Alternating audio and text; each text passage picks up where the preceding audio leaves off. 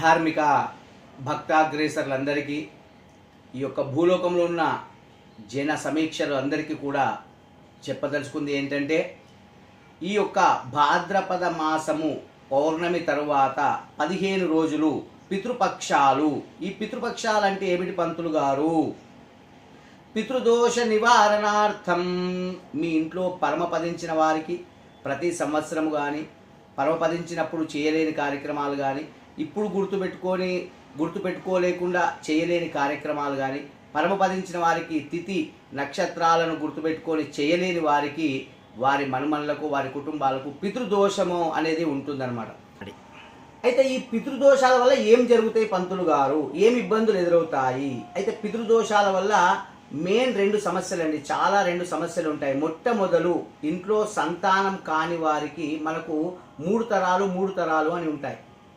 అయితే అమ్మగారి తరపున 3, తాత ముత్తాత తండ్రి, అయ్యగారి అంటే నాన్నగారి తరపున ముత్తాత తాత తండ్రి, ఈ యొక్క 6గురితో పాటు ఇంకొకరు ఉంటారు.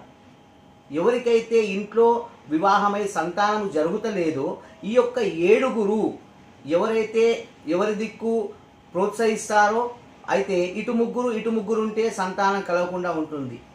ఆ ఇంకొక ఆయన ఎవరి దిక్కైతే ఓటు వేస్తాడో వాళ్ళకే సంతానం జరుగుతుంది. ఇది శాస్త్రం చెప్పిన విషయం అండి. అయితే ఇందులో ఏమిటయా ఈ యొక్క పితృదోష నివారణకు సంబంధించి ఆర్థిక బాధలు, రుణ బాధలు, ఆ యొక్క పితృదోష నివారణ జరగకపోవడం గుర్తుపెట్టుకోకపోవడం చేత ఇంట్లో కలహాలు, ఆ యొక్క కుటుంబ సమస్యలు ఇన్ని రకాలుగా జరుగుతూ ఉంటాయి. కాబట్టి మీరు దయచేసి గుర్తుపెట్టుకొని, మీ ఇంట్లో పరమపదించిన తాత ముత్తాత తండ్రి, ఒకవేళ మీ కుటుంబ సభ్యులు ఎవరు పరమపదించినా అతను శత్రువు అయినా సరే పరమపదించిన తర్వాత దేవునితో సమానం. కాబట్టి మీరు గుర్తుపెట్టుకొని అతని తిథి వార నక్షత్రం నాడు, లేదా ఈ యొక్క భాద్రపద మాస కృష్ణపక్షం నాడు, పితృదోష కాలంలో ఉన్నటువంటి ఈ 15 రోజులలో అమావాస్య రోజు వారి పేరు మీద ఇంత బియ్యం దానము, లేని పక్షంలో పిండ ప్రదానము, లేని పక్షంలో తిలతర్పణాలు, లేకపోతే ఒక బ్రాహ్మణుని పిలిచి ఆయనకు దక్షిణను, లేకపోతే ఒక భిక్షగాన్ని పిలిచి ఇంత భోజనం పెట్టడము, ఏదో ఒకటి వారిని గుర్తుపెట్టుకొని చేస్తే చాలా మీకు పుణ్యప్రదం, శుభకాలం జరుగుతూ ఉంటుంది.